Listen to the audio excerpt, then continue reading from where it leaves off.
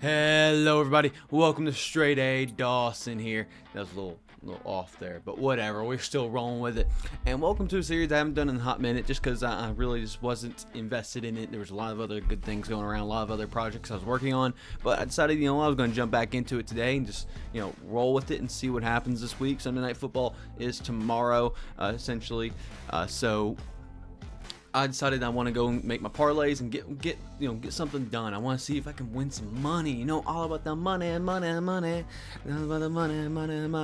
Okay, that was cringy. Anyway, beside the point. We're gonna get right into my bets. Again, as a forewarner, I haven't done the series in a while, so I just want to make sure I kind of give a preface. I am not an expert in gambling. I do not condone gambling. I condone very moderate, big moderation for anything, especially if you especially when it comes to something spending money on like gambling. Please make sure you know your limits and what you can and can't do. So please know your limits and go work within those as you can. Of course, I work within my limits every day. It's $1 I throw in for a couple parlays with a couple of dollars, so $4 or $5 a week if I do that. So not that big of a deal. I skipped a lot of weeks too at this point, so I know what my limitations are. I do this for fun and for me to learn some stuff and all that good stuff. But please just gamble responsibly.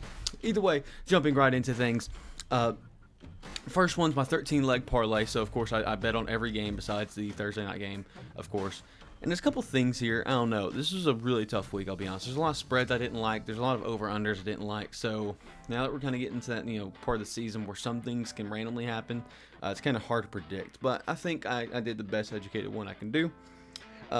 This one's $1 for 3,108. So a little bit lower than what I usually go for, but I wasn't really going for anything here. I just want to win something. I want to feel the gratifying state of a winning some money, Anyway, beside the point.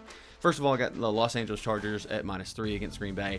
Feels like a really safe bet to me, I'll be honest. Even though the Chargers blow things, I don't think they're going to make it a one-score game. They're going to make it a two-score game. For the Tennessee Titans Jags, it's a divisional game. Both teams have kind of, on offense, looked really weak lately. They could pop off. Will Levis could pop off. Trevor Lawrence could pop off. I anticipate this being not very many passes completed for many yards. I don't see this even being a big run game in terms of many yards being produced. Derrick Henry could, Travis Etienne could, but both defenses are pretty good on defensive line, so I feel good about an under here. The Las Vegas Raiders and the Miami Dolphins. I think the Raiders aren't that bad of a team where I think they can score 10 to 13 to maybe 17 points on the Dolphins. And I think the Dolphins are a team that put up 30-plus points. So I feel like the over's kind of safe here. I think they're looking to get their big win back, a big win to kind of show and solidify and make people forget about the games that they haven't won this season so far. So over feels pretty good for me there. Dallas Cowboys, Carolina Panthers. Dallas Cowboys, when they destroy a team, and they destroy them by a lot. It doesn't matter. They'll keep their starters out there and destroy them. And Carolina's that team that they will probably destroy. I do think Carolina will get a nice little punch or two in with 2 field goals or a touchdown. So it helps that 41.5 over category, but I think it's pretty easily Dallas here for over 41.5. Then we have the Pittsburgh Steelers and Cleveland Browns. And I'll be honest, this one seems like a trap because I never really see a line that's 32.5. But, I have to take over here. I don't necessarily feel the most confident about it, to be honest with you. The Steelers could get 17, and the Cleveland Browns could be right behind them at 13. So this could be easily a 17-13 game, make it 30 exactly, pretty much. But I don't know. I can't. When I see a line that low, I feel like I need to take the over. So the Browns, maybe they'll do better. This one's kind of just more of a, I hope that my instinct's right, even though I don't feel like it's the best thing to go on. I didn't like anything else for this. I guess I could have taken the line for the Cleveland Browns, but I didn't want to really go that route. Beside the point. The Washington Commanders and New York Giants. New York Giants have been getting destroyed by every team by a ton. Giants, there's nothing redeemable about them anymore. I watched them and I'm just okay, you're just not putting up any numbers. So the Commanders, I anticipate they can do a -9.5. I did go on record saying this is a game that I could easily see the Commanders losing because here's the deal with the Commanders. On paper, they should win this game easily. But they're a team that randomly drops a loss to a team like the Giants. But I'm not going to bet on that because the Giants are going to be it's a 10% chance of happening still. Even though I'm convinced that 10% is going to happen, it's not a good bet to make. So I'm going to go Washington's minus 9.5. I was tempted to take the spread at least for Giants because at least it gets me in the category of like, well, if they just get within 9.5, but there's no reason they should get even close to 9.5 on the Commanders. So that one could come to bite me, but at least I can have the mental victory of I predicted the Commanders would drop a random fucking game like this. The under for the Chicago Bears and Detroit Lions, it was high. It just feels higher. Bears are not the best offense. Detroit Lions, I think, are a good offense. But it's a divisional matchup. Usually these matchups are a little bit lower scoring, a little bit harder to do. It's in Detroit, so that's why it made me a little wary because I feel like Detroit will do really good at home. But I still felt good that the Lions probably won't get many points over 30, like 33. And I don't think the Bears will go much higher than 10. So, it puts me pretty close to 47.5. So, went under here. Then we took the spread for 49ers against the Tampa Bay Buccaneers. When the 49ers do win, they win by large margins, aside from divisional rivalries, basically. So I'm just going ahead and said, all right, Buccaneers, don't have any confidence in you. I'm just going to put minus 12.5. It is an aggressive line, but I didn't like anything. The odds were way too, for the money line was like way too low for me, or way too high for me, I should say. The over-under, I didn't like the line for either, too. So Brock Purdy could have a good game. Baker may do something. Who knows? So I decided to go with this. I took the Rams money line. I think they're going to straight up win. Denver Broncos money line. Philadelphia Eagles money line. Simple to the point. Jets, I do think the spread here is kind of nice. I think they keep it close. Divisional game. Josh Allen struggled. Jets defenses look good. Zach Wilson can maybe do something. And the run game isn't awful. So I felt fairly confident. Plus 7's good enough for me to say, all right, I think the Jets can keep that within. And if they do win, well, there you go. Covers the spread. I also took the Texans money line. I forgot. I guess skipped over it. I didn't like anything for that one either. There's a lot of lines I don't like in this game just because I feel like it's a weird game. I'm not sold on the Texans yet. And I know if you've seen the power rankings in the comments below, we're actually getting some comments and interaction there. And I'll address those in the next power rankings. And I'll probably address them in the comments eventually too. I'm just trying to figure out a way to word them. I'm not convinced the Texans are all there yet. I see these big games from C.J. Stroud, and I see the defense popping off, but I'm just not convinced yet. And with Kyler back at the Arizona Cardinals, they might have a little bit of life because Kyler didn't look too bad, and the Cardinals may be kind of confused whether they want to go different routes. So I think they really want to test Kyler out. And he could even put a win. This feels like a team that they could easily win. And actually, the comment that I really was interested about was that there's 5 good teams that the Texans have beat. All teams they have beaten are above them in my power rankings, and they're at 23. So, there's a fair amount of teams below them. And it got me thinking, I was like, hot dang, yeah, they've been beating some good teams. At the same time, they've lost some bad teams. So, it's got me thinking, like, man, the Texans, some of those games I just kind of overlooked just because I thought, oh, it's a fluke, and I just said that 5 times. So, it's kind of curious. My brain's getting moving in that category. But beside the point, this feels like a game the Cardinals could win thanks to Kyler. So, makes me a little nervous, but oh well. Texans, I feel like, are still a good team, and honestly will probably continue to prove me wrong. Which actually another comment said something about the Packers being at 17 was a little high. I kind of agree. I don't know. I feel more confident about the Packers than a lot of people do, I guess. They feel like a high margin team just purely because their defense plays well. Beside the point. That's a whole other discussion for me another day, so I'm going to address those in the comments here soon. Then we have Tyreek Hill, anytime scorer. I do believe Tyreek Hill is going to get a touchdown. I think he always does. 2 is going to go over. Again, if I'm going to go write the whole script of basically saying the Dolphins are going to destroy the Raiders, Tyreek Hill is going to be a part of it, and 2 is going to throw a lot. Against the Tennessee Titans, I do think Christian Kirk will probably get one of the only touchdowns of the game, just because Calvin really hadn't done it. The run game is going to be stuffed up a little bit, and Christian Kirk's just a magnet for the end zone. Just purely to the point, Christian Kirk loves the end zone.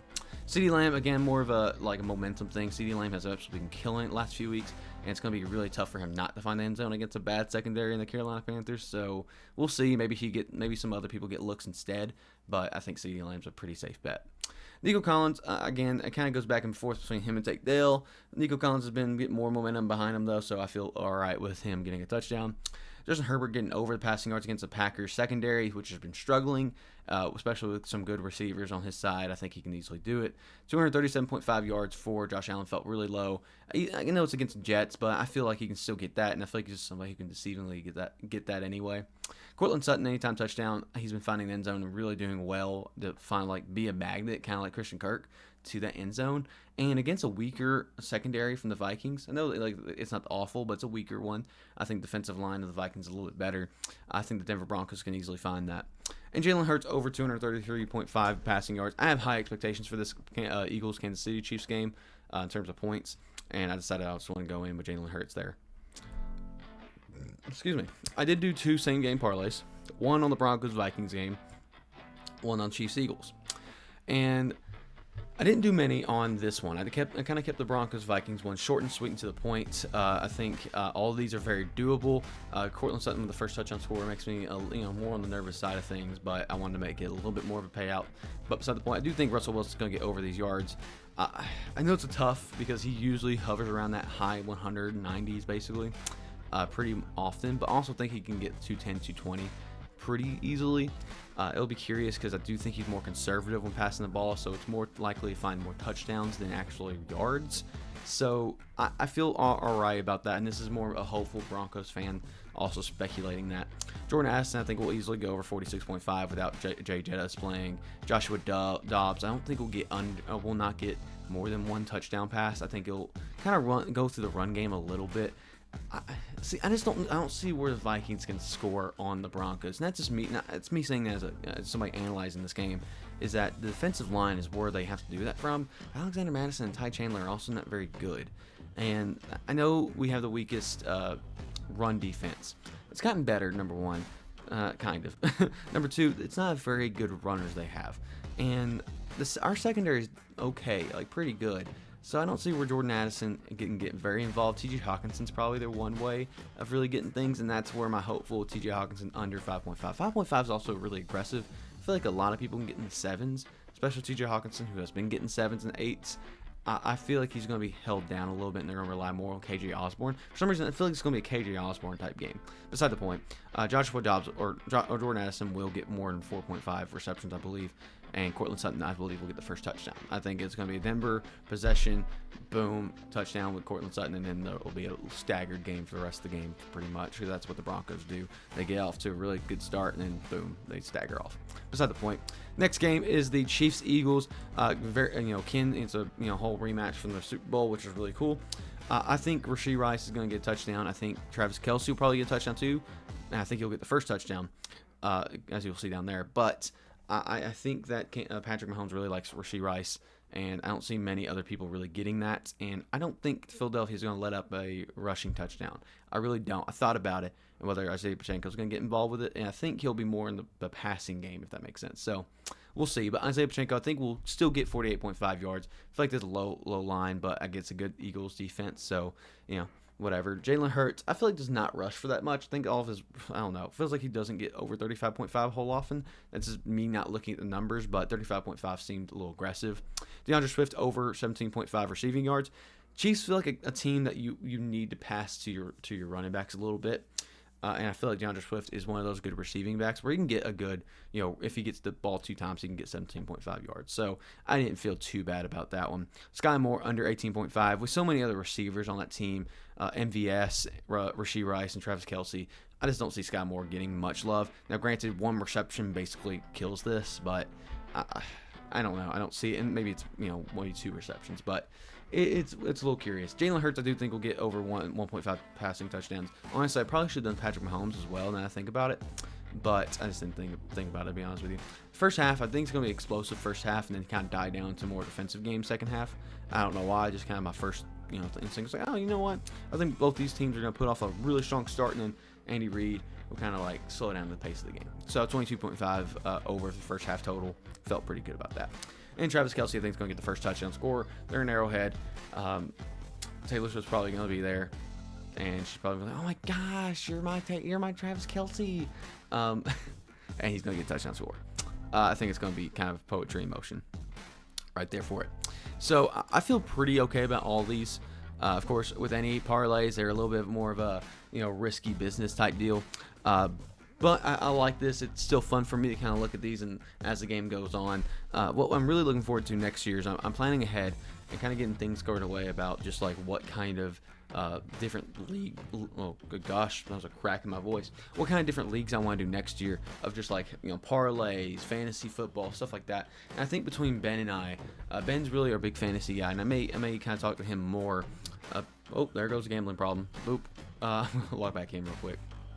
All right, as I was saying, next year I think I want to do a lot of fantasy leagues where I do a series where every week I look at each of these fantasy teams in various different ones, whether it's, a 2 QB league, half PPR league, PPR league, what's it called? I don't know, freaking 10-man league, a 4-man power team or whatever. Some of these want just different styles of big, different types of fantasy footballs, and kind of go through and say, hey, here's all my different lineups, here's what I'm doing, here's the team I have, and here's all my mock drafts and everything. So I want to do a lot of mock drafts and getting prepared for fantasy football. I've really enjoyed it this year. I'm doing really well, which helps me enjoy it because I'm 8-2 in one league, 7-3 in another, I think 7-3 in another, or something like that. I'm doing really well in my leagues this year, and it makes me more confident in saying maybe I know a little bit more about football than I claim, or than I think I do. I don't know. So I want to do more of those. I want to do more of these kind of more sports book type things. Depends. The channel's actually really done really well and makes me more passionate. Seeing comments, even though it's not like everybody praising the work I'm doing, it's people saying, hey, this is, critiquing some things here and there, like my power rankings. I want those critiques, and I really value those a lot. And I know I'm kind of going on a ramble here soon, but I really enjoy the critiques I get about this. And as much as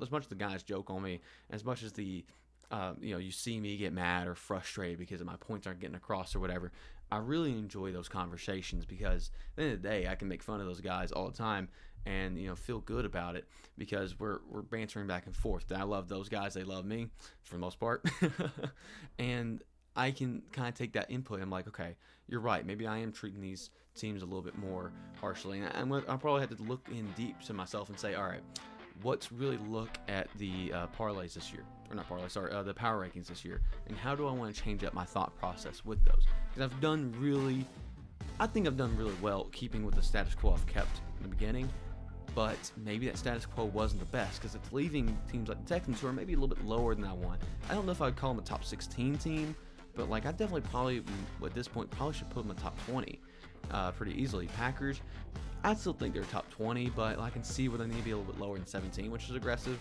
Stuff like that, where I need to start questioning this stuff more. And I think all my other power ranking parts are really good. I guess you can argue like the Giants for the longest time were way higher than they needed to be, and I was slow to react. And that by doing the power rankings I do, they move down slowly, because even though if they have a bad game, there's a couple other teams that have bad games, so they stagger with them. And maybe that's not the best way to do it. Maybe I need to just reevaluate every week about what teams I think would beat what teams, and reevaluate from there. And that's kind of some thoughts, maybe actually taking into injuries into account. I don't like doing that in terms of I haven't seen the team play without them yet. So how do we know they're gonna be crap? So it's kind of interesting, but some big shout outs there. I'm gonna mention the comments here in the next Power Rankings video, because again, I really appreciate those.